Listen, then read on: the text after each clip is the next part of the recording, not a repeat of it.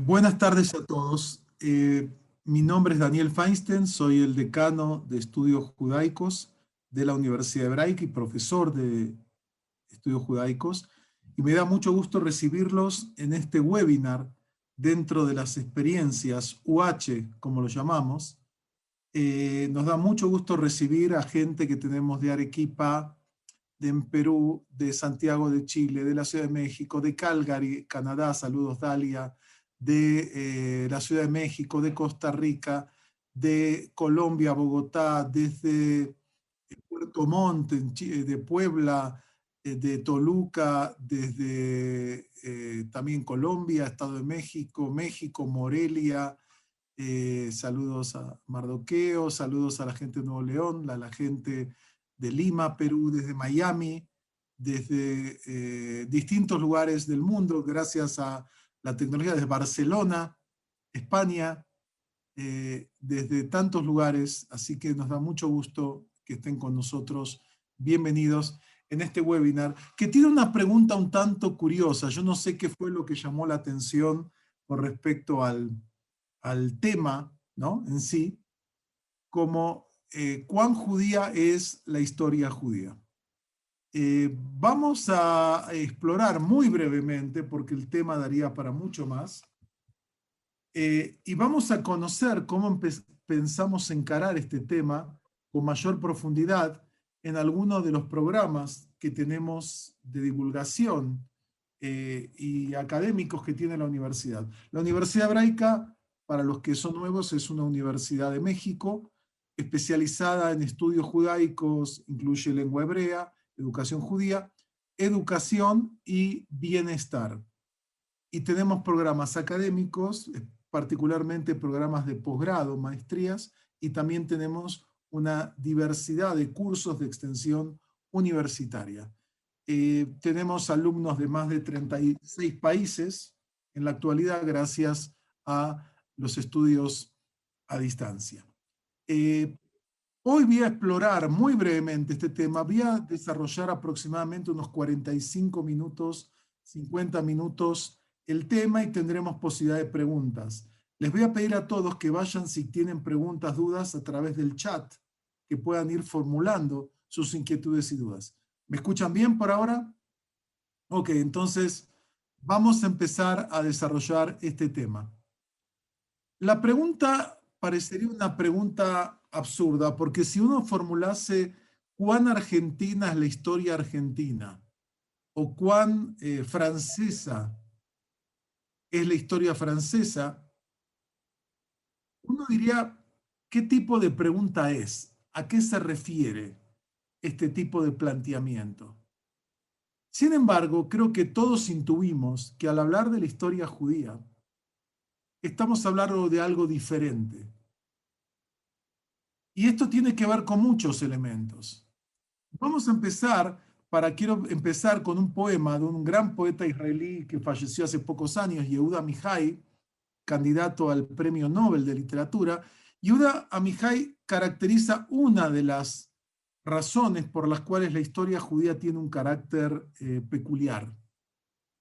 Dice, y estos son fragmentos, no es el poema completo, dice así: judíos no son un pueblo histórico, ni siquiera arqueológico. Los judíos son un pueblo geológico, con grietas y derrumbes, y capas y volcán en erupción. Su devenir debe medirse en una escala totalmente distinta. Plantea este poeta con la verdad que tienen los poetas, es que hay algo en la duración judía que no es histórica, ni geológica, ni arqueológica, es geológica. Él habla de la dimensión mítica, antigua del pueblo judío. Nosotros sabemos que el pueblo judío tiene, a nivel documental, por lo menos desde algunas fuentes extrabíblicas, si tomamos la famosa estela de Merneptah, que se encuentra en el Museo, digamos, de Arqueología en el Cairo, unos 3.200 años de identidad diferencial como grupo humano particular. Para algunos tiene más tiempo, para otros poco menos, pero por lo menos sabemos que estamos hablando de un pueblo que tiene 3.000 años. Si hablamos de la historia de la cristiandad, hablamos de 2000 años, si hablamos de la historia de las naciones de América desde que empiezan los procesos de la conquista, hablamos de 500 años, y si hablamos de las culturas anteriores vamos más para atrás, pero desde la independencia son 200 años. Estamos hablando en este caso de un pueblo que tiene una dimensión histórica de más de 3200 años. Entonces, la primera característica que le da la historia judía esta antigüedad, junto con otras grandes civilizaciones como la de China, India, etcétera, es esa antigüedad. Pero también tenemos la dispersión, porque en otros grupos humanos la focalización geográfica territorial fue más específica. Los judíos desde hace por lo menos 2500 años, si tomamos el exilio babilónico o anteriormente con la destrucción del reino de Israel, tienen unos 2700 años de dispersión. La dispersión no es un fenómeno que empieza con la destrucción del segundo templo. Ya había diásporas importantes en toda la cuenca del Mediterráneo. Y esa dispersión hace que hoy en día el pueblo judío, un grupo de aproximadamente 15 millones de personas, es un grupo que tiene una enorme dispersión, si bien hay concentración básicamente en dos grandes comunidades, actualmente la comunidad norteamericana y en Estados Unidos y en Israel, donde está el 80% de los judíos del mundo. Ahora, existen algunas preguntas que tienen que ver con esta pregunta inicial. La primera pregunta ¿es la historia judía diferente a la de otras naciones o grupos? ¿Actúan sobre la historia judía otras fuerzas o factores diferenciales? ¿Cómo conocemos a la historia judía? ¿Cuáles son las fuentes de la misma? ¿Son posibles distintas interpretaciones de la historia judía? El título de esta presentación lo tomé de un libro fascinante que recomiendo a aquellos que tengan un interés más sistemático en el tema, de un historiador tradicional, Moshe Rosman, que él es un especialista en la historia judía del siglo XVIII en Europa Oriental, ha escrito libros sobre el hasidismo, que es un movimiento espiritual judío que surge en el siglo XVIII, pero Rosman se fue un año a hacer un sabático y se fue a una universidad muy crítica con estudios postmodernistas, etc. Y eso a él lo obligó a repensar temas que uno da como obvios, ¿no? Acerca de cuál es el objeto de estudio de la historia judía. ¿Existe una historia judía como tal? ¿Cómo se conecta la historia de los judíos con la historia global de los pueblos, de las naciones en las que los judíos viven? Estas son preguntas fundamentales que son necesarias hacérselas para poder avanzar en este tema. Vamos a algunas características que le dan cierta estructura peculiar al pueblo judío. En primer lugar, tenemos que entender que los judíos, como dice el gran historiador Yerushalmi, ha manifestado a través de su historia una fusión única entre religión y nacionalidad, y no pueden ser estudiados sobre un solo ángulo de esta dicotomía. Es decir, el pueblo de Israel fue un pueblo y a su vez el portador de una concepción religiosa desde sus inicios. Una especie de particularismo sacro con una proyección universal. Esto le ha dado un carácter peculiar que en la modernidad ha servido para que aún judíos que no se autodefinen como religiosos o creyentes puedan seguir conectados a ese cable, el cable nacional, si bien no están conectados con el cable religioso. Pero en general estos dos elementos han sido una unidad en todo el desarrollo de la historia judía. O como lo dice otro especialista, el judaísmo es la dimensión religiosa del pueblo judío. Israel es un pueblo nacido de la religión y junto a ella. El judaísmo histórico es la afirmación de una particularidad sacra, que es una vocación, un mandamiento y una promesa, ¿no? esto lo dijo alguien con quien tuve el privilegio de estudiar en la Universidad Hebrea de Jerusalén, el profesor Verblovsky, un gran especialista en religiones comparadas. Es decir, el judaísmo, desde esta particularidad sacra, con una dimensión universal, como lo plantea el Génesis 12, la lección de Abraham, pero al mismo tiempo en ti serán bendecidos todos los linajes de la tierra, define una combinación de este particularismo, pero con una dimensión universal. Y con el desarrollo de la literatura bíblica, que fue adoptada posteriormente por el mundo cristiano, la historia de Israel se convierte en parte de la historia de la salvación. Es vista como una historia que no es un mero acontecer, no es una descripción etnográfica o una crónica histórica.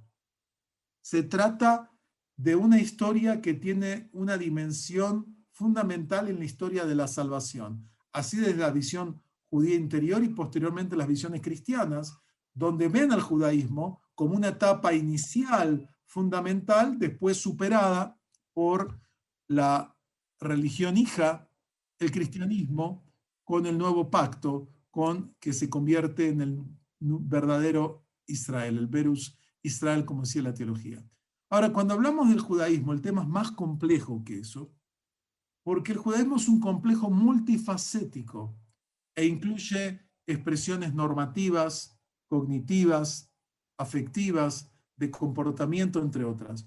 Y puede ser al mismo tiempo religión, etnicidad, cultura, memoria personal, colectiva, organización, etcétera, etcétera. Es decir, el judaísmo es un complejo muy amplio que no se agota en el tema de religión, por eso algunos autores, entre ellos el pensador Mordechai Kaplan en el siglo XX, plantea que el judaísmo es una civilización, donde la palabra religión no le hace justicia en el sentido que tiene esta palabra en el mundo occidental, ¿no? Y por eso la identidad judía es compleja y no se puede limitar en múltiples temas.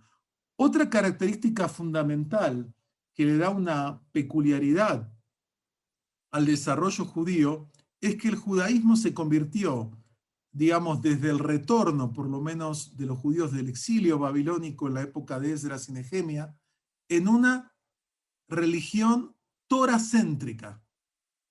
Es decir, la práctica, la base de su desarrollo es el estudio del texto sagrado. La lectura de la Torá, el estudio de la Torá se va a convertir en el eje, en el que lo estructura, como lo dice un estudioso de la literatura rabínica. El judaísmo es una civilización textocéntrica, una civilización donde la relación con uno mismo, con el otro, con la sociedad y con el pueblo, con la historia y con Dios, está mediatizada por el texto oral o escrito, que es comprendido como una consignación de la palabra revelada. Por eso los judíos desarrollaron, como lo dice el escritor israelí Amos Oz y su hija, en un bello libro llamado Los judíos y las palabras, los judíos desarrollamos una identidad textual, siempre en diálogo con textos. Tradicionalmente los textos clásicos y posteriormente otros textos que nos interpelan y nos ayudan. ¿Y qué somos? ¿No? Y estos son elementos que han caracterizado el desarrollo del judaísmo como tal, por supuesto que no en forma exclusiva. Ahora, uno de los grandes temas cuando uno va a la historia judía y a las visiones tradicionales, pareciera ser, y esto no es solo una característica del judaísmo, con cualquier tradición religiosa, para muchos cristianos fundamentalistas o judíos fundamentalistas o islámicos fundamentalistas, pareciera que desde Mahoma hasta el Islam actual ha habido un camino recto, directo, prácticamente sin grandes transformaciones. Lo mismo para el cristiano que ve que desde Jesús hasta la actualidad es como no ha habido, todo ya estaba ahí, todo el desarrollo de lo que es la práctica cristiana ya está ahí. Y lo mismo para los judíos, donde desde la Torá hasta nosotros pareciera que hay un camino directo, etc. esa mirada que de alguna forma minimiza el cambio, las transformaciones, las rupturas, es una perspectiva dogmática, una perspectiva común en muchas tradiciones religiosas que afirman más bien una memoria colectiva que una historia crítica. Y quiero explicar esto. El que desarrolló este tema en un bello libro que se llama Zahor, que quiere decir recuerda en hebreo, el imperativo de recuerda, fue el gran historiador que ya mencionamos, Yerushalmi. Porque él plantea en este libro que los judíos tenemos una larga memoria colectiva, pero muy poca historia en el sentido moderno. Es decir, la historia judía moderna, como se entiende la historia como una disciplina científica, que explora las fuentes para reconstruir el pasado, es algo que va a empezar, digamos, en el siglo XIX. Es decir, los judíos tenemos 3.200 años de memoria colectiva y 200 años de historia. Casualidad, dice Yerushalmi, que la historia moderna comienza cuando la memoria colectiva entra en crisis en el encuentro con la modernidad. Y pareciera que algunos esperan que los historiadores se conviertan en los doctores que reparen una memoria colectiva agrietada que entró en crisis con la experiencia de la modernidad. Por otro lado, nosotros sabemos, y esto acá cito nuevamente a Verblovsky, que las religiones tradicionales suelen negar la extensión y el cambio histórico del cual eran y siguen siendo testigos y síntesis vivas, pretendiendo que su forma actual es producto original y no adulterado por las corrosivas aguas del cambio. Sin embargo, todos nosotros sabemos que el judaísmo bíblico es un judaísmo templo céntrico, centrado en el templo, los sacrificios, los sacerdotes. El judaísmo actual es totalmente diferente, es un judaísmo toracéntrico, hasta la modernidad centrado en la sinagoga, en la comunidad tradicional, en la liturgia familiar, etcétera, etcétera. Es decir, desde una perspectiva histórica, y esto rige para cualquier cultura o civilización, los cambios son un componente central. Y como decimos acá, lo que hay que determinar es el ritmo, cuánto cambio, en qué momentos, en qué época, ¿no? Ahora, esto me parece algo muy importante, es decir, la visión judía tradicional de la historia judía era que había una concepción bíblica y su interpretación rabínica, que eran los que definían estos temas, y la concepción bíblica y la interpretación rabínica posterior no era una concepción histórica en el sentido moderno, es una memoria colectiva, selectiva, que se transmite por medio de liturgias, por medio de dispositivos de todo tipo, donde eventos que tienen muy poca evidencia histórica, como por ejemplo el éxodo de Egipto, se va a convertir en un motor, en un pilar de la autocomprensión del pueblo judío. Permanentemente la Biblia nos recuerda, desde el libro de Éxodo hasta el Deuteronomio y pasando por toda la liturgia que se hace cada semana en las festividades, Zecher Leitziat Mitzrayim, recuerdo de la salida de Egipto.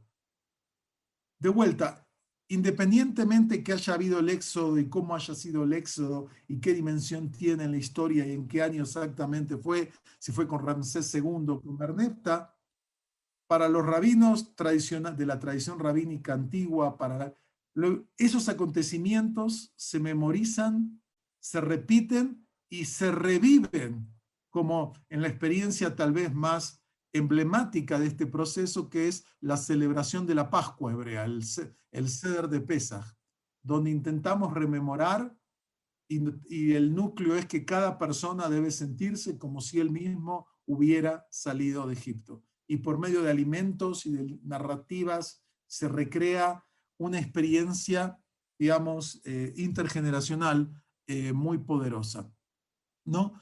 Y gracias a esta memoria se conformó una identidad sólida, particularista, pero la confrontación con la modernidad y las distintas expresiones de esta sacudieron los cimientos de esta visión.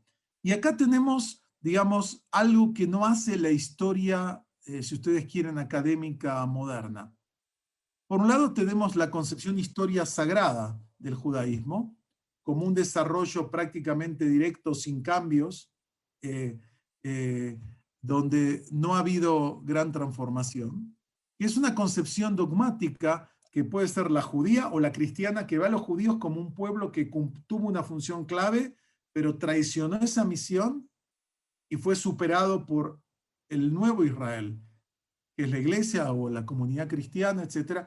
Hoy en día hay visiones teológicas cristianas que reinterpretan esto en forma diferente, pero históricamente los judíos tenían un papel como testigos de la verdad histórica o la verdad religiosa del mundo cristiano, y eso generaba una visión que después de esa época los judíos quedan ya como un pueblo fósil, que ya no son creativos, que ya no contribuyen nada porque ya hicieron lo que tenían que hacer hasta el nacimiento de Jesús.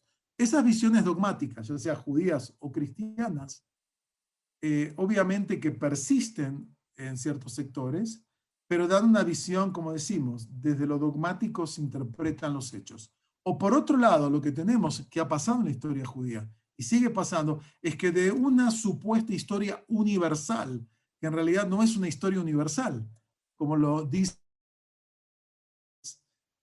o postmodernos, sino que ha sido una historia cristiana y occidental, en muchos casos eurocéntricas, se los marginaliza a los judíos o se los intenta fosilizar, como lo hizo el historiador inglés Arnold Toynbee, y muchos otros que cuando desarrollan concepciones de la evolución de la humanidad y los judíos no entran en ese proceso, lo que hacen es o los dejan marginales o los fosilizan porque no les permiten que cierren las teorías que hablan de desarrollo, crisis, decadencia.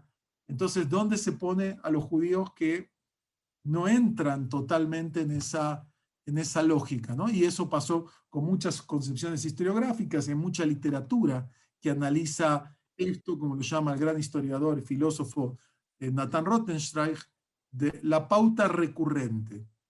Dado que la experiencia histórica del pueblo de Israel desafió muchas concepciones como las de Hegel, como las de Toynbee y otros, donde entonces los excluyen de este proceso o los marginalizan o peor de todo, los satanizan para quitarlos de la estructura, ¿no? Ahora, un ejemplo de la lectura tradicional judía es esta frase que cantamos en la Pascua hebrea, Beishe Amda en hebreo, que es, y fue su presencia la que sostuvo a nuestros antepasados y a nosotros, pues no ha sido solo uno el enemigo que se levantó para exterminarnos, sino que en cada generación hay quienes lo intentan, mas el santo bendito sea, nos continúa salvando de sus manos. Acá vemos una expresión teológica acerca de la significación de Israel. Y para el creyente, en la historia judía hay algo más que hechos históricos. Está la presencia divina, la providencia divina, que guía en una forma misteriosa los avatares de la trayectoria del pueblo de Israel. Puede ser cristiano, puede ser judío, pero para muchos creyentes la historia judía no es solamente una historia que se puede explicar en categorías humanas, sino que hay fuerzas o la fuerza de la providencia divina que es la que permite o define en última instancia esta situación, ¿no? Para ver una postura contemporánea también que tiene que ver sobre, ¿tenemos los judíos exceso de memoria? ¿Tiene la historia judía una obsesión acerca de la historia? Quiero leer un texto que después le digo la fuente. Escuchen esto. Ese es nuestro problema. Demasiada historia. Una carga tanta historia que no puede librarse de ella. La historia, la enfermedad del judío. Aún celebramos el éxodo de Egipto. Los faraones que nos oprimieron yacen en pirámides, pero nosotros aún celebramos. O el templo de Jerusalén. Hace más de 2000 años los romanos lo destruyeron. El imperio romano cayó hace mucho, pero aún lloramos. No podemos olvidar la enfermedad del judío. Los cristianos se regocijan con un nacimiento que ocurrió hace 2000 años, pero él también era judío. No podemos olvidar, estábamos tan ocupados con recuerdos que no llegamos a extinguirnos como el resto. Hay debates en las escuelas del Talmud que ya eran antiguas en la Edad Media. Historia, todo es historia. Las cargas como una joroba en la espalda. Muy bien, mucho ocurrió durante siglos en India y China también, pero hay miles de millones de chinos que pueden compartir su historia entre ellos. Pero nosotros los judíos, en especial los alemanes, demasiada historia para tan pocas personas. Demasiada historia. Traté de escapar de ella, pero nadie corre tan rápido. Esta polémica expresión es de una obra de teatro que se hizo una película y se ha dado en distintos países, en México, en Argentina, que se llama Un judío común y corriente. Una obra alemana, que la película original alemana, excelente, que es un monólogo de un hijo de sobrevivientes de la Shoah en Alemania, y es todo un monólogo acerca de la identidad. Acá vemos una perspectiva donde el exceso de memoria se puede hacer como difícil de soportar. Ahora, cuando hablamos de cuán judía es la historia judía, viene una discusión que se da en el ámbito de los historiadores de las ciencias sociales. ¿Qué es la diferencia entre la historia positiva tradicional, que creía que el historiador es una persona objetiva, que con base a los datos, a las fuentes históricas, a los archivos, puede reconstruir fielmente el pasado, y las posturas más posmodernas, poscríticas, que plantean que de alguna forma todo conocimiento histórico es una narrativa selectiva donde el propio historiador, consciente o inconscientemente, actúa impelido por su propia subjetividad, ¿no? Como lo dice, o estamos construyendo narrativas con base en nuestros propios intereses conscientes e inconscientes. Y acá viene una serie de preguntas que formula también Rossman acerca de la historia judía. ¿Se puede hablar del pueblo judío como un cuerpo unitario y coherente? Acá vi antes a Arturo Barriga, que es un joven estudioso, quien presentó hace un tiempo, que algunos estuvieron, una plática sobre los samaritanos, un grupo que forma parte de esta tradición, pero ¿forma parte de la historia judía los samaritanos o no? ¿Forman parte de la historia judía los sectarios de Qumran, que desarrollaron una visión sectaria antitemplo de Jerusalén, donde ellos se consideran los únicos salvados? ¿Cómo es el pueblo judío un cuerpo unitario y coherente? ¿Forman parte hoy, por ejemplo, los judíos mesiánicos, parte del pueblo de Israel? ¿Son reconocidos como tal? ¿Su historia también debe verse dentro de esta óptica?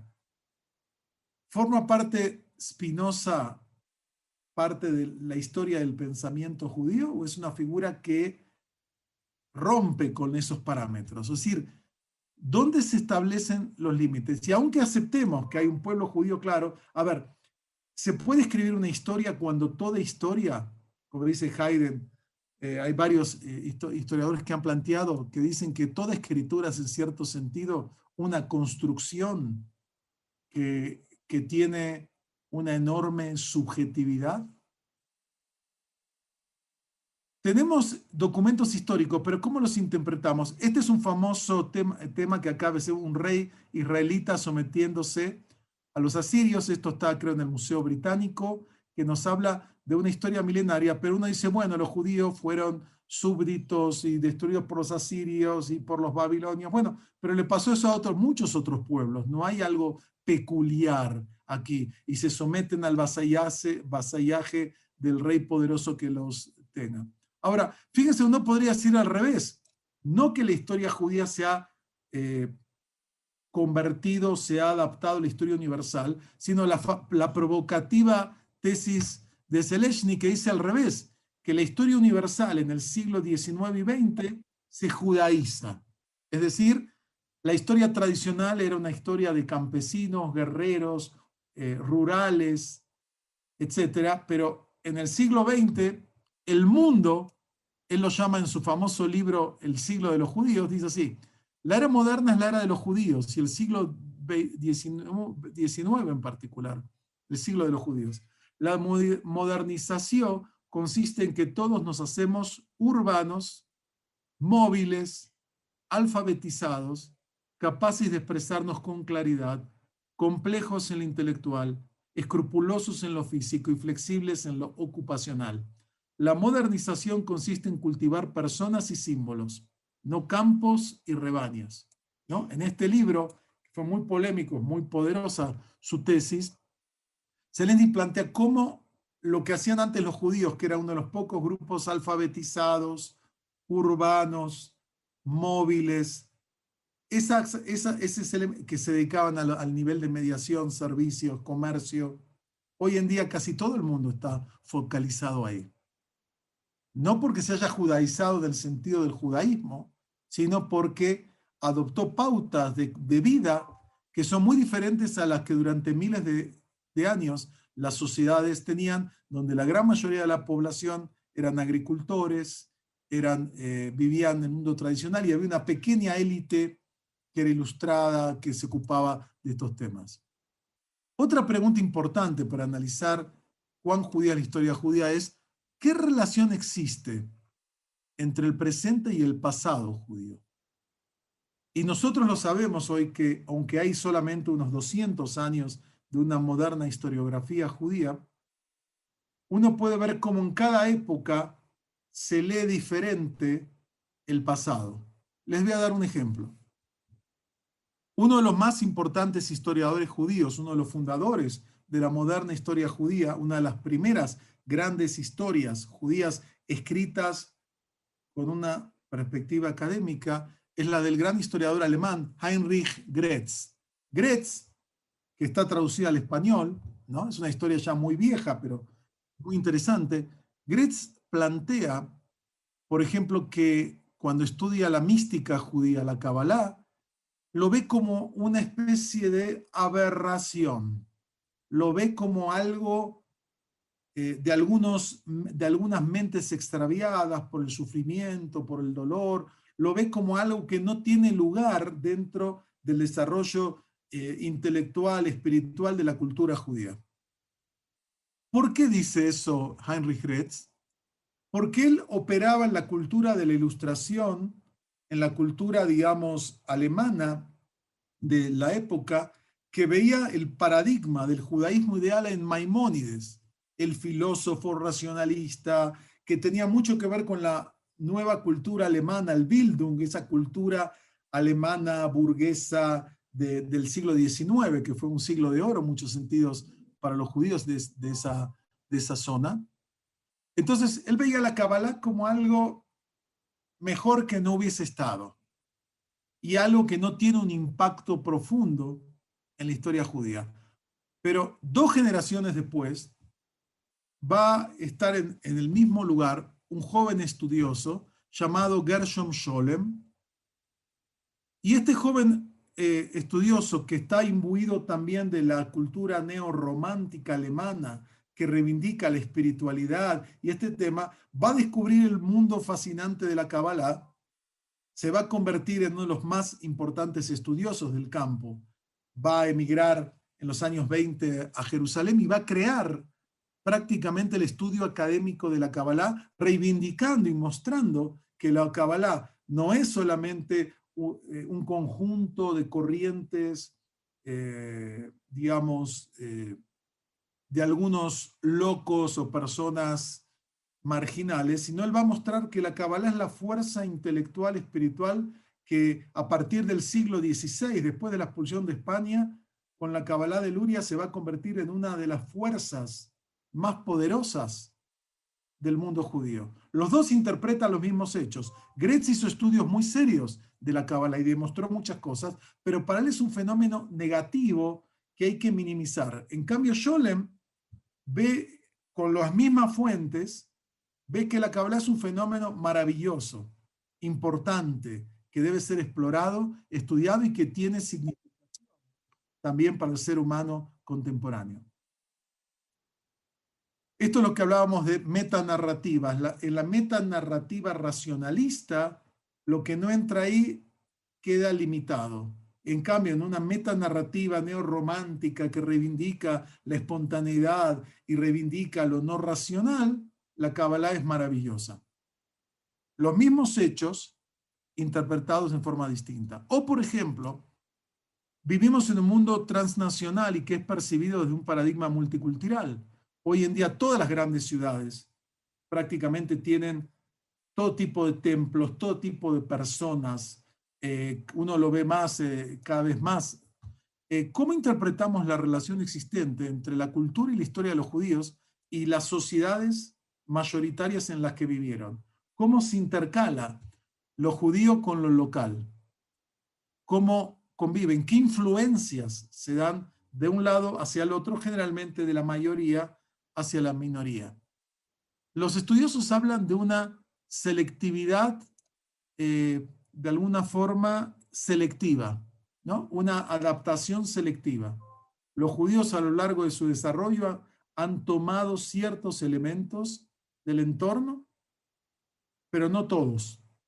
Se han adaptado a las costumbres, al folclore, a la comida, a la vestimenta. Fíjense algo que les quiero mostrar. Esta es una imagen medieval de judíos discutiendo con cristianos. Ahora, nosotros que lo vemos esto desde el siglo XXI, identificamos claramente que acá estamos hablando de ambos nos parecen medievales, ¿verdad? Enseguida decimos, esta gente no es de nuestra época, son medievales. Y uno ve muy parecidos, aunque tengan diferencias, el tipo de ropa, el tipo de libro, etcétera, ¿no? Uno ve que es parte del contexto. O esto, que es un famoso grabado de judíos con distintas vestimentas, uno podría decir, basado en esto, que, por ejemplo, el que está acá abajo con un fez es un judío turco, que tiene que ver con Turquía, con la cultura turca. Y otros son más, digamos, europeos, probablemente holandés o otros lados. Es decir, las características tanto pequeñas y más profundas reciben estos impactos culturales, ¿no? Por ejemplo, cuando pensamos en la historia judía, ¿no? Y cómo interpretarla y entenderla, uno puede tomar distintas narrativas que se han dado. Entonces tenemos una historia muy, digamos, clásica, hoy en día popular, la de Paul Johnson, que es un historiador inglés, católico, que tiene una visión, digamos, por supuesto, anticomunista y de otro tipo. Bueno, él va a interpretar la historia judía desde su óptica, es una historia escrita con mucha empatía y con una visión muy positiva hacia la contribución de los judíos, tanto en la época antigua como en la época moderna. Pero él escribe desde determinada óptica, ¿no? Una historia popular bastante accesible, bien contada todo. O vamos a una obra que salió hace pocos años, que es realmente maravillosa. Simon Schama es un historiador también británico, actualmente profesor en la Universidad de Columbia, después de haber estado en universidades en Oxford y en otras universidades británicas, que ha escrito una historia fascinante. Son 2 volúmenes que ya están en español, donde él, como parte de lo que se llama la historia narrativa, cuenta unas historias de personajes, de figuras, de comunidades que parecieran una novela, por lo fascinante, lo enigmático y lo interesante que son, pero es todo fundamentado en fuentes históricas muy sólidas. Y nos descubre interacciones increíbles entre la cultura, el lugar, por ejemplo, el teatro moderno, como lo entendemos, que uno va y paga una entrada y hay un escenario y todo, es una creación de un judío italiano, que se llama, igual que el gran músico que va a crear junto con otros músicos en Mantua la polifonía y el desarrollo de la música occidental, como Monteverdi, es otro judío Azaria que se llama Leone de Rossi, como este director. O por ejemplo, que el boxeo moderno, el que lo va a desarrollar como el tema de todo, es un boxeador judío sefaradí inglés, Mendoza, que llegó a ser el campeón, y toda la historia con la clase británica, tienen que leerlo porque es fascinante. O las historias de las figuras mesiánicas, como Salomón Moljo y otros que van a alterar la política mundial en el siglo XVI. O sea, hay historias que son increíbles, pero son históricas, tienen una base, pero Simon Schama tiene ese don de poder narrarlo de una forma sumamente atractiva. Y es una forma de interpretar la historia judía en interacción y reacción con la cultura global. O tomemos, por ejemplo, la historia global más amplia que se ha escrito de la historia judía por un solo historiador, que es la obra monumental de tal vez el mayor historiador judío del fin del siglo XX, que fue Salo Wittmeyer Barón. Él nace en Austria, obtiene 3 doctorados y también una formación rabínica, va a Estados Unidos donde lo encuentra la guerra y se queda ahí, va a ser profesor en Columbia por más de 30 años en la Universidad de Columbia, New York, y va a escribir una historia monumental que son 15 tomos, en español salieron 8, la historia social y religiosa del pueblo judío. Y Barón, que conoce decenas de lenguas y puede estudiar las fuentes, va a reconstruir una historia que nos va a sorprender por las interacciones económicas, sociales, políticas, que se va a ver entre los judíos y las sociedades en las que conviven. Vemos, por ejemplo, la época judeo-islámica, donde en el mundo la gran expansión del Islam y el desarrollo científico, filosófico que va a tener el mundo árabe, judíos y cristianos van a generar una enorme productividad, como médicos, como filósofos, como astrónomos, como matemáticos, y todo eso porque hay una interacción, porque en algunas perspectivas pareciera que los judíos tienen una historia paralela a la historia universal, ya sea desde la visión de ciertas visiones dogmáticas del lado judío, o desde otras perspectivas que como los judíos no entran en el molde, también los excluyen, como que la historia universal pasara por acá, que sabemos que no es universal, es particular desde alguna civilización peculiar.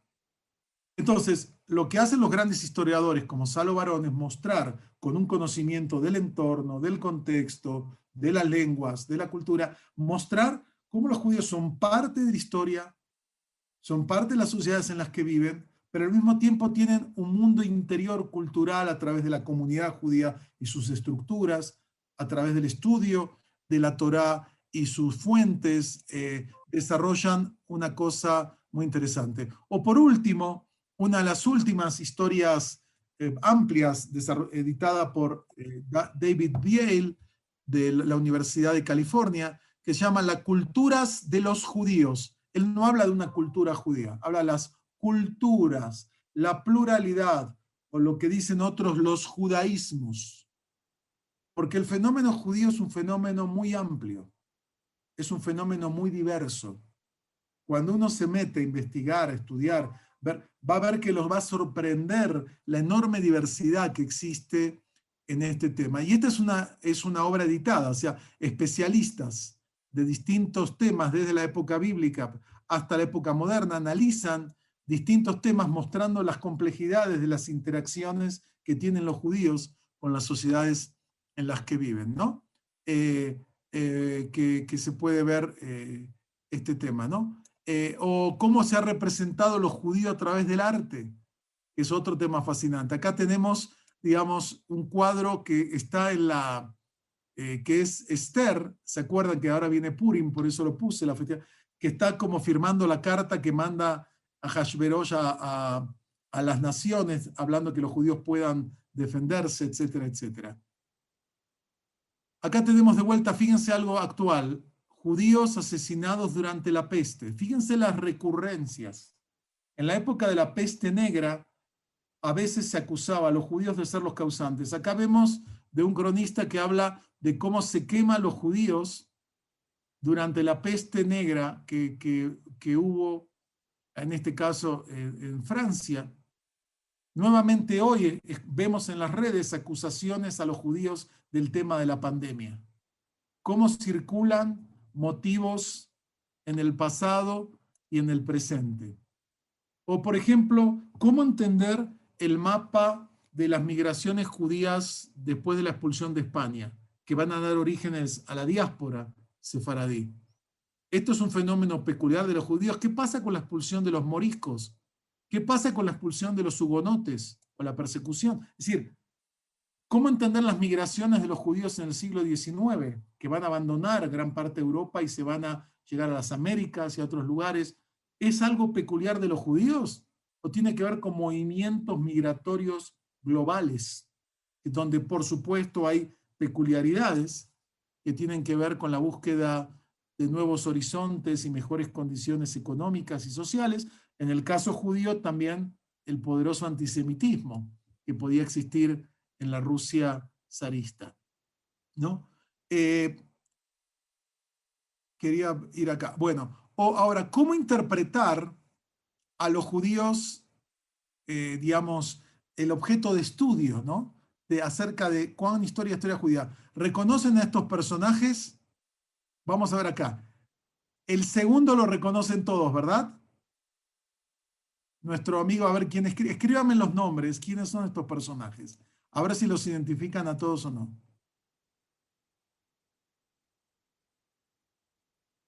Ya tengo algunas preguntas que las vamos a tomar ahora, inmediatamente, pero a ver, que me digan quiénes son, porque algunos son muy conocidos, otros menos. Y son todas figuras que tuvieron un enorme impacto. Bueno, Freud y Einstein están correctos, Sarah Bernhardt también, pero lo demás no.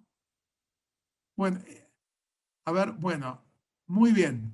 Estamos bien. Einstein, Freud tienen razón, Sarah Bernhardt también. Este señor que está acá, que lo ven el primero, que es menos conocido, y a propósito lo puse, es una persona que revolucionó el transporte en la Europa.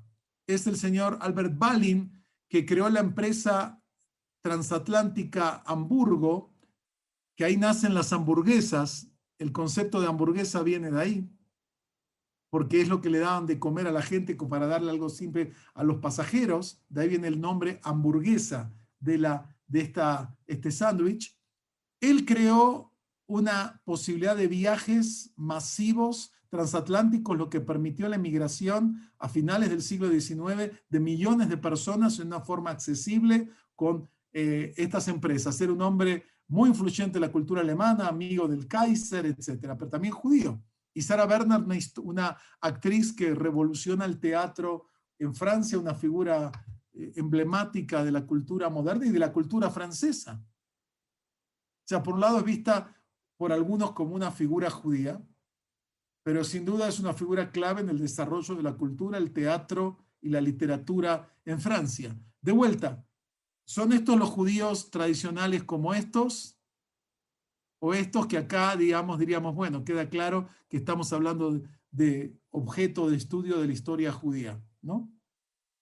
Pero ¿es el señor Ballin parte de esta historia de la misma forma que Sarah Bernhardt o Freud, que también son judíos de alguna forma peculiar, o Einstein, que se sienten parte, en caso de Einstein, de Freud, pero no son los judíos tradicionales habituales, ni en sus concepciones, ni en sus prácticas? Bueno, como ven, la pregunta no tiene una respuesta simple, ¿no? De cómo entender esto. Y sabemos que hubo varios intentos de consolidar la identidad judía en la modernidad. Por eso la pregunta acerca de la historia judía es una pregunta que tiene que ver con la identidad. Y hay dimensiones académicas, profesionales, como en cualquier disciplina, pero hay dimensiones que van más allá de esta dimensión. Entonces, con esta presentación que quería hacer, quería provocarlos para que se interesen, si quieren ver desde estas perspectivas nuestro estudio. Los invito a que puedan acceder, todavía quedan algunos lugares, nos quedan los últimos. Hay programas que ya cerramos, como el programa de arte y judaísmo, que ya tenemos el cupo prácticamente cerrado, pero tenemos varios cursos donde van a ver con estas perspectivas, a partir de especialistas en distintos temas. Uno de los cursos que vamos a hablar de justamente cuáles han sido momentos claves, encrucijadas reales, es del Reino de David a la expulsión de España. Este es un programa de vuelta con un grupo de expertos que yo coordino, donde vamos a ver momentos como, por ejemplo, ¿por qué David elige Jerusalén? Se lo he preguntado a mucha gente Y más allá del tema porque Dios le indicó, muy bien, pero fuera de eso, a nivel histórico, ¿qué era Jerusalén? ¿Por qué? ¿Por qué no eligió quedarse en Hebrón, etcétera? Mil cosas que la gente no conoce, hasta el impacto de la expulsión de España en el desarrollo de la Kabbalah. Y en el medio momentos claves, como la reacción de los judíos a la destrucción del primer templo, del segundo templo, las cruzadas y los judíos. Numerosos emblemas estudiados con especialistas. Tenemos otro curso, un poco una temática distinta, que es la espiritualidad judía. Ven en Encrucijadas, estos son los temas que vamos a ver. Como ven, todos temas sumamente fascinantes y atractivos, ¿no? Para entender el desarrollo histórico, cultural de los judíos en distintas épocas, o este que habla de la península ibérica, ¿no? Y si quieren ver el detalle, pueden entrar a nuestra página web y van a encontrar todos estos datos. Otro curso que ya es distinto, que tiene que ver con acompañamiento espiritual para médicos, psicólogos, tanatólogos, educadores que quieran aprender la disciplina de chaplaincy, de cómo se trabaja para asesorar a personas en situaciones de crisis, de transiciones vitales, junto con una experta de clase mundial desde Israel.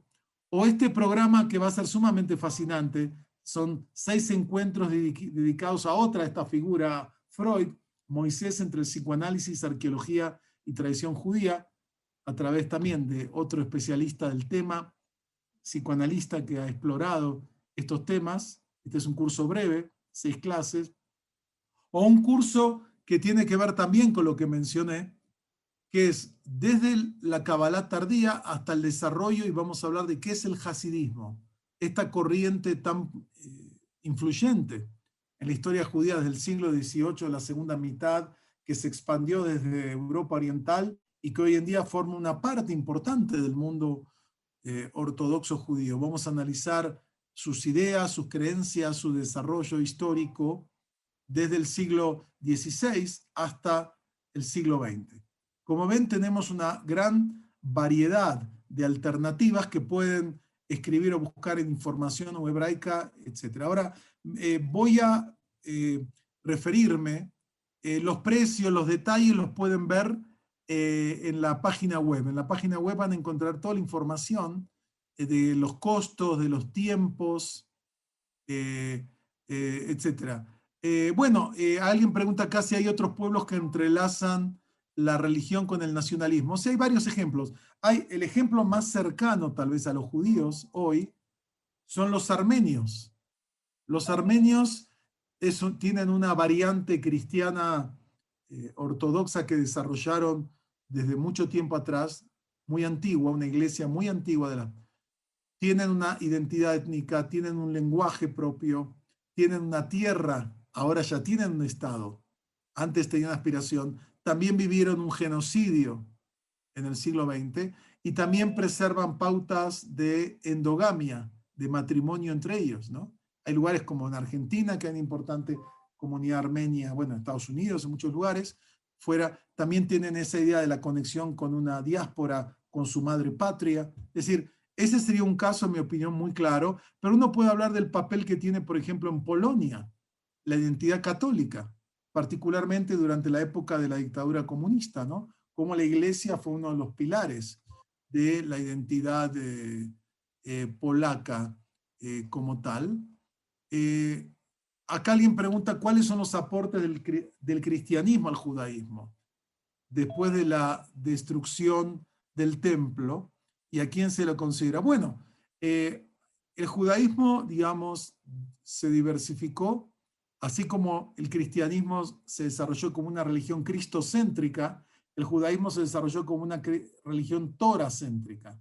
Si tú te fijas la arquitectura de la iglesia, ¿qué está en el centro de cualquier iglesia, sea evangélica o católica? El altar con el Cristo. Puede ser una cruz o puede ser un Cristo barroco bien desarrollado como en México y en otros lugares. ¿Qué está en el centro de la sinagoga? El arca con los libros de la Torá, con los rollos de la Torá, ¿no? Esta es una expresión muy concreta de esta especificidad del mundo judío. O sea, el cristianismo, bueno, hay ideas de algunos pensadores cristianos que han influido en ciertos desarrollos, pero el judaísmo, digamos, la figura de Jesús no tiene un peso, un papel dentro del desarrollo del judaísmo, salvo el papel del antisemitismo cristiano, que generó durante muchos siglos, ya no, pero durante muchos siglos fue una de las principales fuentes de persecución, marginalización de los judíos como tal. ¿A quién se lo considera judío hoy? Es un tema complejo. Hay distintas posturas, digamos, dentro de la ley judía, dentro de las distintas corrientes. O sea, el judaísmo es plural, ¿no? Como tanto. Acá alguien pregunta lo último. Acá alguien pregunta con el tema de las relaciones sociales y ideológicas, por ejemplo, con el pueblo palestino en la época contemporánea, ¿no? Bueno, lo que tenemos, ¿no? Y esto vamos a tener un seminario sobre este tema próximo. Lo que tenemos es básicamente un conflicto nacional territorial que, de vuelta, en nuestra maestría en estudios judaicos, que es nuestro programa, que los que quieran estudiar en serio estos temas desde la Biblia hasta el siglo XX, la opción es la maestría en estudios judaicos, que es un programa que dura 2 años y se puede estudiar totalmente en línea. Y ya tenemos, acá estoy viendo a Ariel, a otra gente que son egresados nuestros de este programa, de la primera generación.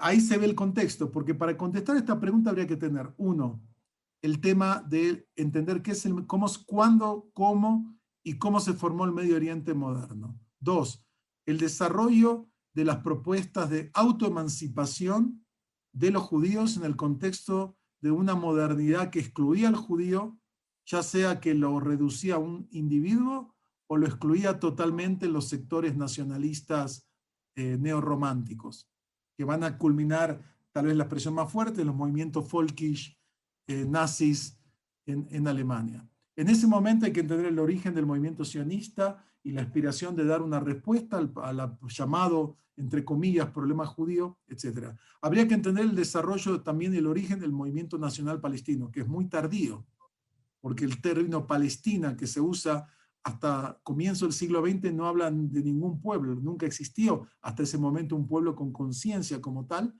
sino que es un nombre territorial, el territorio de Palestina.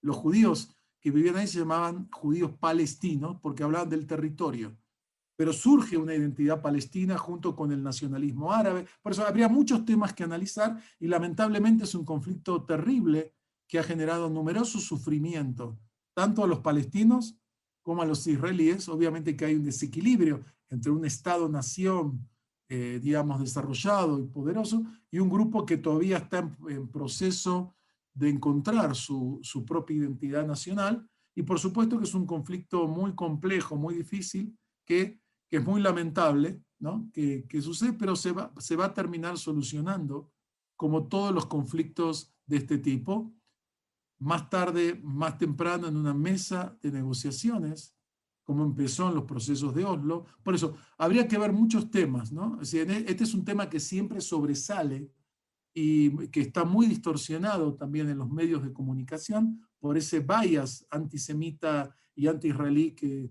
existe, pero sin duda es un problema real donde hay injusticias que se han cometido hacia la parte palestina.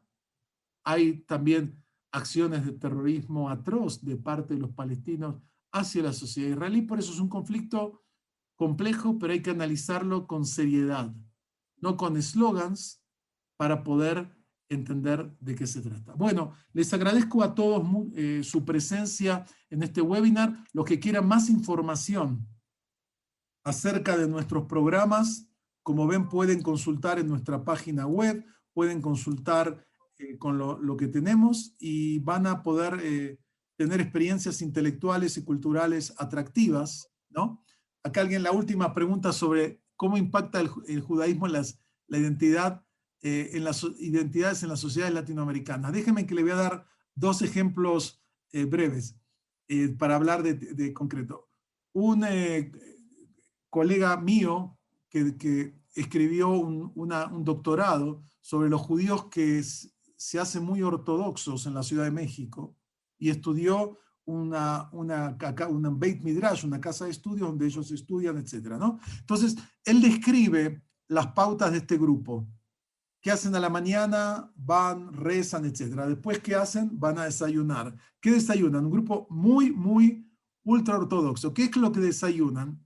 Chilaquiles. Los que no saben, no son de México, chilaquiles es un alimento, son las tortillas que se hacen fritas con salsa roja o verde, que sea, y con otras cosas. O sea, vemos una incorporación de elementos latinoamericanos. Nosotros podemos decir que la contribución judía a las culturas latinoamericanas ha sido muy fuerte en todos los ámbitos. Piensen en la literatura, en los espectáculos, en el mundo empresarial, en el mundo académico, en figuras, en la política. Tenemos digamos, hemos tenido vicepresidentes judíos en América Latina, hemos tenido primeros ministros de distintas áreas, a pesar de ser un grupo muy pequeño, muy minoritario, y también hay una interrelación entre adquirir hábitos como comer chilaquiles para el desayuno hasta una integración más seria, ¿no? En la literatura, en la cultura, en todos los ámbitos, en los medios de comunicación, ¿no? O sea, ¿qué figura era más emblemática de ser un chilango que Jacobo Zabludovsky? Jacobo Zabludovsky, para los que no saben, fue una figura emblemática de la comunicación, de los medios en México. Y era alguien visto como el gran experto en la Ciudad de México, el hombre que contaba las anécdotas del centro histórico. Al mismo tiempo, con ese nombre, Jacobo Zabludovsky, no solo eso, era alguien que le encantaba la cultura yiddish, que conocía, que se sentía identificado como judío. Bueno, para muchos era el emblema de la mexicanidad. Era en algunos sectores, y por otro lado, era también una figura como tal judía muy relevante. Bueno, acá alguien dice que le dio ganas de comerse una torta con de chilaquiles verdes. Bueno, puede hacerlo con mucho gusto. Sin duda que espero que haya sido interesante y que agradezco los saludos, los agradecimientos. La Universidad Hebraica es una universidad de puertas abiertas para compartir la historia, el desarrollo de la cultura judía, abierta a todos los interesados en el tema, tanto en cursos de extensión como los que les mostramos, como en programas académicos tales. Hemos cerrado ya la inscripción para la maestría de este semestre, pero el próximo semestre, que comienza en fines de enero, ya está abierta la inscripción. Los interesados en participar, por favor, contáctense, tenemos entrevistas, les explicamos bien el programa, les enviamos la información. Por eso digo, el que quiera conocer en serio el desarrollo del judaísmo, sea porque está en alguna disciplina histórica o ciencias sociales o humanidades o curiosidad intelectual o que quiere conocer el contexto histórico del desarrollo de Jesús y del cristianismo o el tema que sea, están bienvenidos. Tenemos alumnos que van desde sacerdotes católicos hasta rabinos ortodoxos. Y en el medio tenemos académicos, psicoanalistas, médicos, personas que tienen una vocación seria de conocer estos temas. Así que bueno, les agradecemos a todos su presencia y los invitamos a incorporarse a los programas que tiene la universidad para todos ustedes. Saludo a Esther Nehmat, que veo ahí, saludo a todos mis amigos y colegas que se han acercado y buenas noches desde estén donde estén, cuídense, todavía el tema de la pandemia no se ha solucionado y con todas las afectaciones que hemos tenido e impacto, creo que es bueno tener un espacio intelectual, cultural, donde uno pueda seguir desarrollándose a pesar de las dificultades. Buenas noches a todos y gracias por acercarse a nuestra universidad.